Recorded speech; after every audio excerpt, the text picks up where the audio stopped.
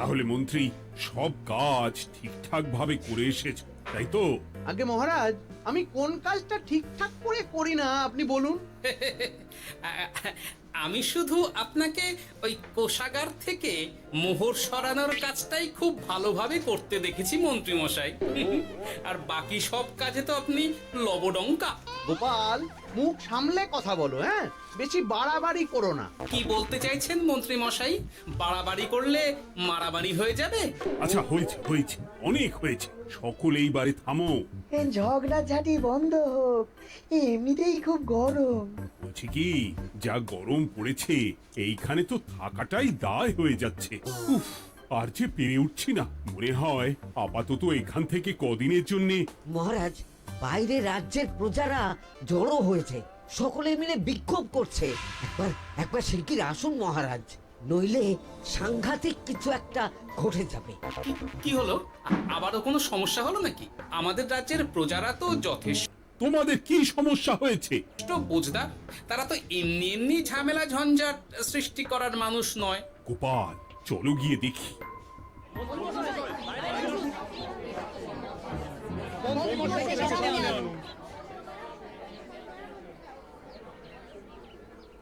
কি ব্যাপার, তোমাদের কি সমস্যা হয়েছে?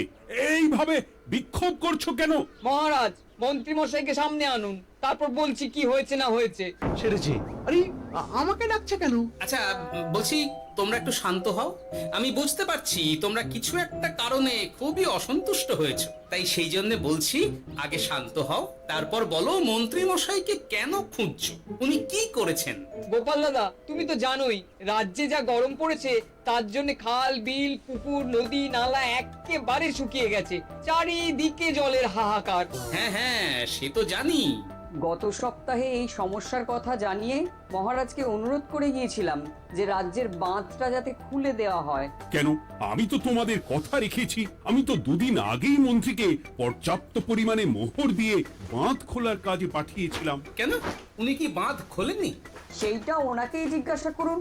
গত দুদিনে উনি তো বাঁধ খুলতে আসেনি, উপরন্তু আমরা ওনাকে ডাকতে গেলে উনি আমাদেরকে তাড়িয়ে দিয়েছেন। সে কি, এ তো ভারী অন্যায়। দুদিন ধরে অপেক্ষা করে আর না থাকতে পেরে আজকে আমরা এখানে এসেছি।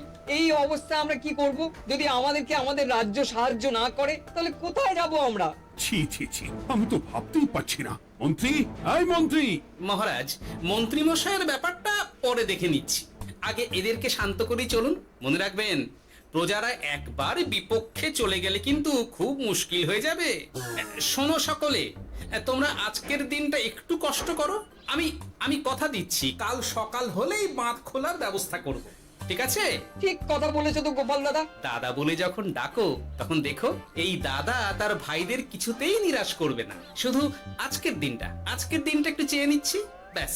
ঠিক আছে, আজকে আমরা চলে যাচ্ছি, কিন্তু কালকে কিছু না হলেই। কোনো কিন্তুরই জায়গায় নেই পুঁটির বাবা। আর তোমরা আর রাগ করো না। চিন্তা করো না, সকাল হলেই সাঙ্গ পাঙ্গ নিয়ে আমি বাঁধ খোলার কাজে নেমে যাব।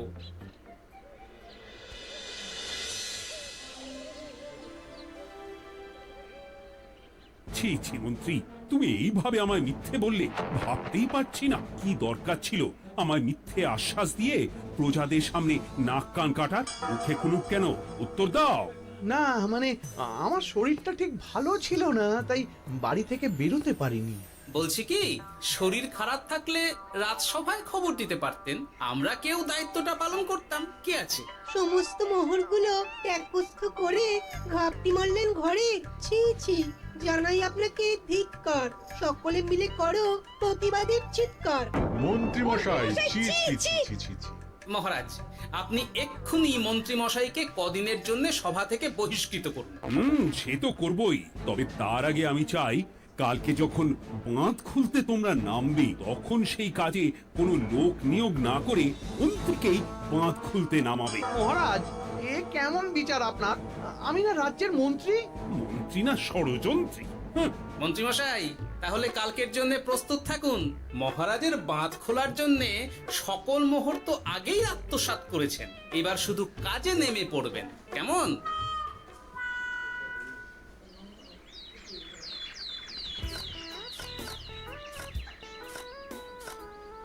ওহ গোপাল, এইবারে ছেড়ে দাও, আর পাচ্ছি না। এত সহজে হাল ছাড়লে হবে বলুন? এই কে আছো? ওই শাবল কোদালগুলো দাও, আমি এদিকটায় খুঁচিয়ে দিই। এই সভাকবি, বিজ্ঞানী, এসো এসো এসো, হাত লাগাও। সবে মিলে করি কাজ, বাঁধ খোলা হবে আজ। বাঁধ খোলা হবে আজ, মন দিয়ে করো কাজ। একদম, হাত লাগাও, জোর লাগাও।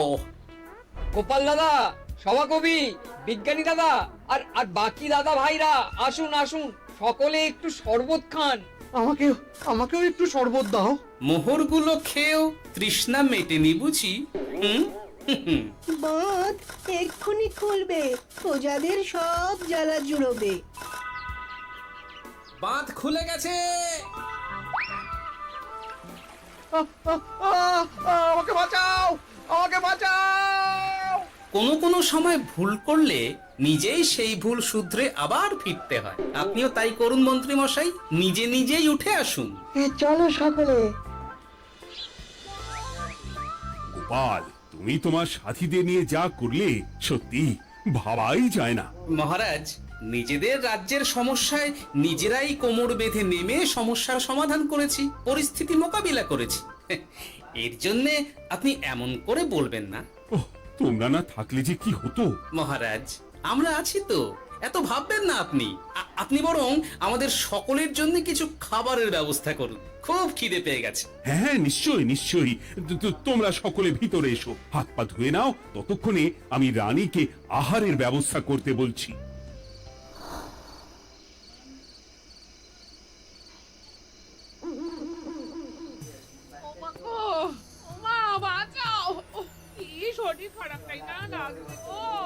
একে গিন্নি, কি হয়েছেটা কি?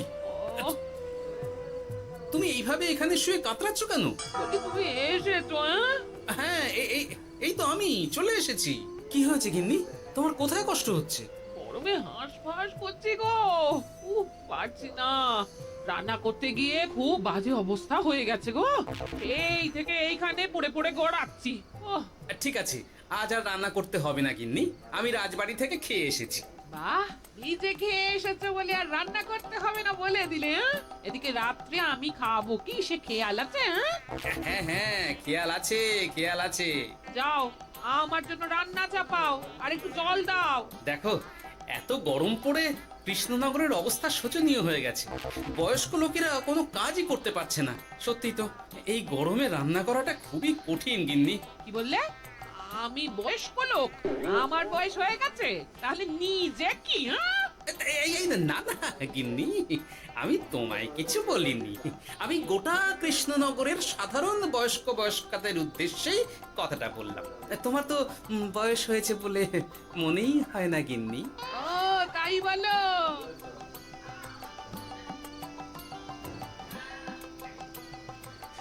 নাও গিন্নি, জল নাও। আজ না হয় আমি রান্না করব।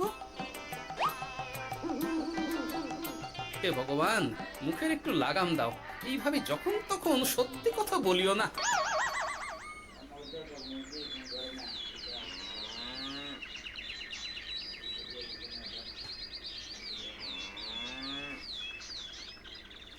গোপাল দাদা, ও গোপাল দাদা, একবারটি বাইরে এসো। মহারাজ জরুরি তলব করেছেন। আবার কি হলো গিন্নি? একবার বাইরে গিয়ে দেখে আসি, বুঝলে? পেয়াদা এসে অনেকক্ষণ থেকে ডাকছে। আচ্ছা, গিয়ে দেখো।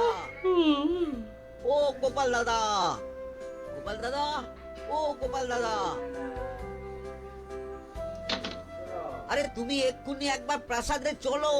রানীমার খুব শরীর খারাপ করেছে, মহারাজ তোমাকে খবর দিতে বললেন। ঠিক আছে, তুমি যাও, আমি আসছি।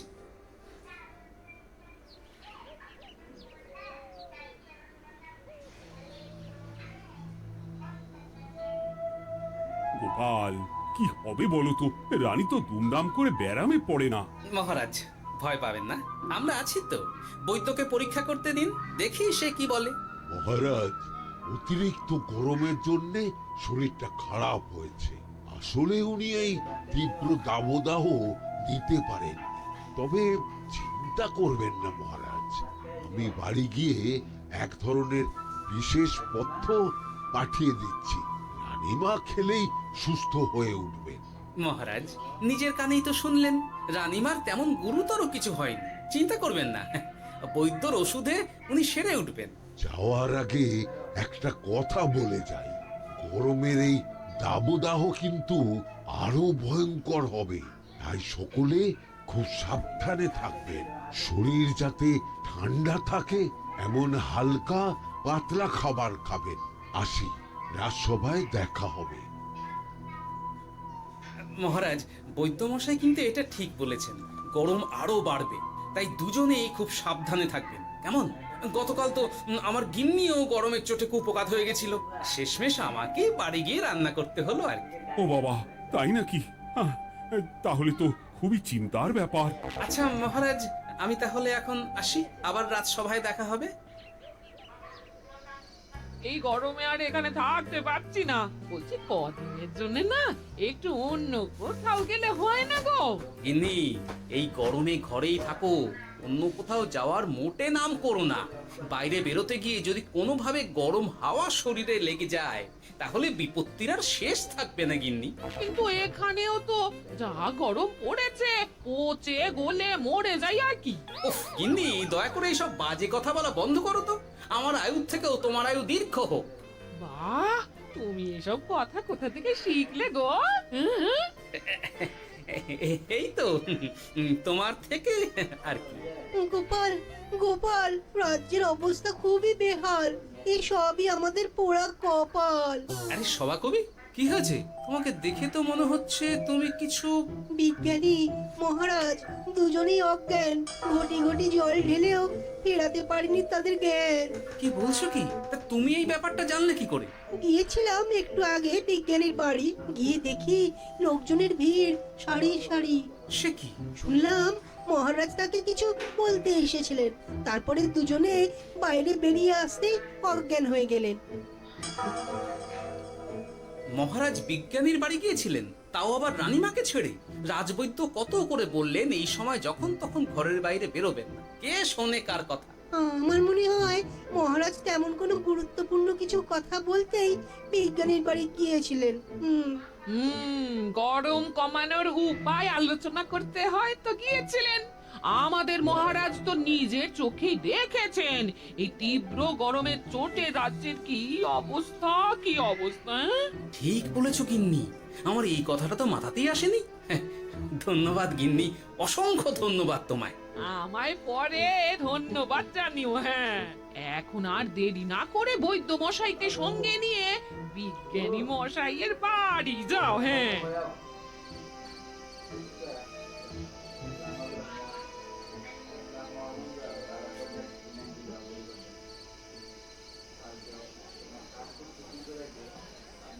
কি বুঝছেন বৈদ্যমশাই? খুব একটা ভালো কিছু বুঝছি না গোপাল। দেখো, সত্যি বলতে ওই কৃষ্ণনগরের অবস্থা খুবই বাজে, তাই এখানকার মানুষেরা একে একে অসুস্থ হয়ে পড়ছে। বাইরের অবস্থাটাও তো ভালো নয়, বুঝতেই পারছো।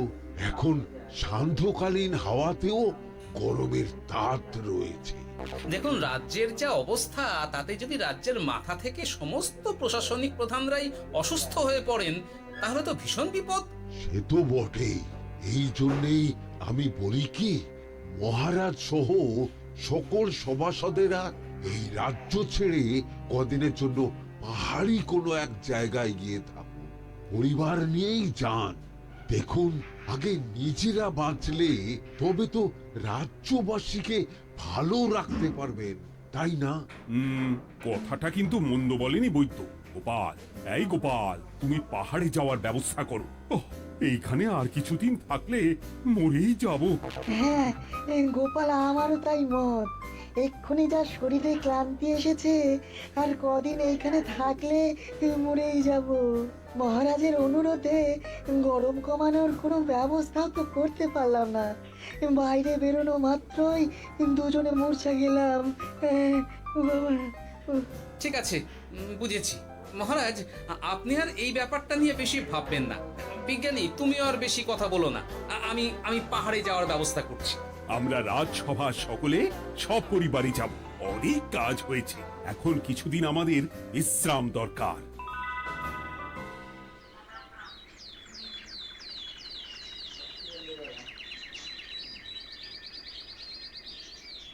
এ কি গোপাল, মন্ত্রীকেও তুমি আমাদের সঙ্গে নিয়ে যাচ্ছ?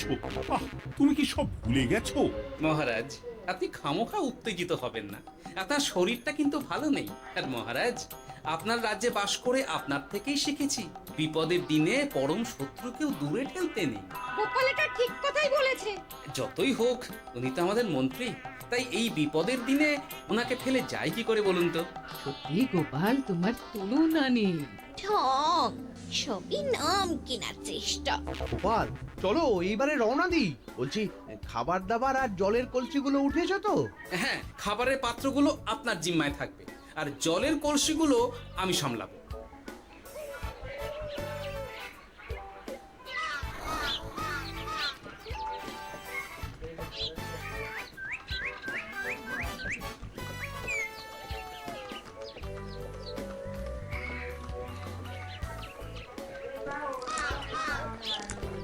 কি গো, তুমি খাবার ছেড়ে শুধুই জল খাচ্ছ? ওদিকে মন্ত্রী মশাই যে সব খাবার একাই সাবার করে দিলেন। না ভালোই তো, থাক না। এরপরে বড় বাইরে যেতে হলে বুঝবে, আমি তো ওই জন্যই নিজের জিম্মায় শুধুমাত্র জল নিয়েছি। দেখো, জল খেলে ছোট বাইরে যাওয়ার দরকার হলে চলে যেতে পারবো, কিন্তু বড় বাইরে যাওয়ার দরকার হলে তো যেখানে সেখানে যেতে পারবো না। তাই জলই সই। কিন্তু সবার জল যদি তুমি একাই শেষ করে দিলে তাহলে? এই রে, এটা তো ঠিক বলেছো গিন্নি। পথে ঘাটে কোনো পানীয় জলের পুকুর বা কুয়ো দেখলে জল ভরে নিতে হবে, বুঝলে?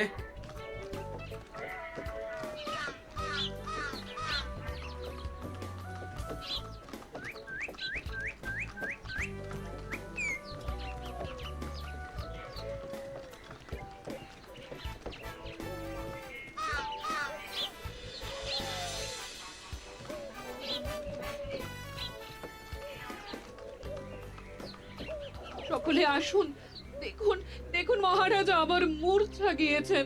আসুন। সে কি, কৃষ্ণনগর পেরিয়ে এসেছি, এখন এই অচেনা অজানা জায়গায় এসে মূর্ছা গেলেন? গিনি, চলো তো শিগগির গিয়ে দেখি। কেউ ঘাবড়াবেন না, মহারাজের শরীরটা আসলে খুব দুর্বল ছিল তো, তাই মূর্ছা গিয়েছেন। তবে চিন্তার কিছু নেই, আমি এক ধরনের পথ্য দিচ্ছি, এটা খেলেই উনি আবার সুস্থ হয়ে যাবেন। ঠিক আছে বৈদ্যমশাই, আপনি তাহলে যত তাড়াতাড়ি সম্ভব পথ্যটা তৈরি করুন। হ্যাঁ, আমার এই পথ্যটা তৈরি করার জন্য একটু জলের প্রয়োজন। একটু জলের ব্যবস্থা করুন তো। এ মা, বলি গাড়িতে যে এক ফোঁটাও জল নেই গো, কি হবে? এই গোপাল, তুমি একাই সব জল খেয়ে বসে আছো? হ্যাঁ গোপাল, এখন এসব বাদ দাও, চলো একটু জলের ব্যবস্থা করি। হ্যাঁ, খানাখন্দ, খাল, বিল, নদী, সমুদ্র, যেখান থেকে পারো জল নিয়ে এসো। জল ছাড়া এই পথ্য বানানো অসম্ভব। গোপাল, এ কি করা যায় বলো? দাঁড়াও, আমি একটু ছোট বাইরে থেকে ঘুরে আসছি। হ্যাঁ, খুব জোরে বেগ আসছে, ত্যাগ না করতে পারলে বুদ্ধি খুলবে না।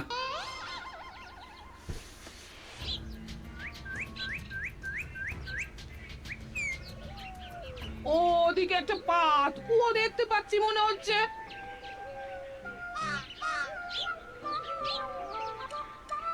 বিশেষত মহিলাদের বলছি।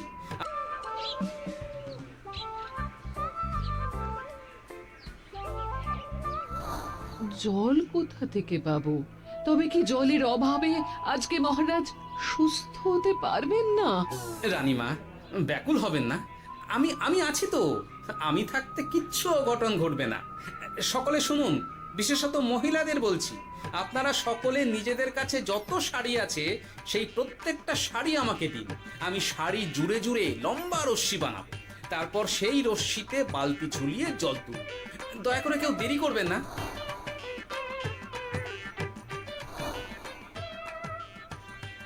এই নাও আমার 5খানা শাড়ি। হ্যাঁ, এই নাও আমার 10খানা শাড়ি।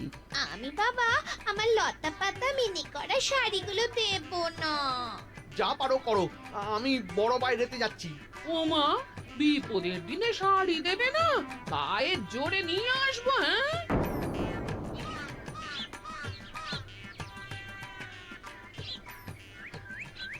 এ বাবা, এখনো কিছুটা কাপড় লাগবে তো। যা গভীর পাতকুয়া, সবার সব শাড়ি তো কাজে লাগিয়ে দিয়েছি, এখন কি হবে? আরে ওই তো কার একটা ঝোপের কাছে ধুতি পড়ে রয়েছে, যাই ওইটাই নিয়ে নি। এই গোপাল গোপাল, আরে করো কি ওটা তো আমার ধুতি। আরে আরে আমি এই ঝোপে বড় বাইরের জন্য এসেছি। আরে মন্ত্রী মশাই, বড় বাইরে করার সময় অযথা অন্যদিকে মন দেবেন না, তাহলে পেট সাফা হবে না।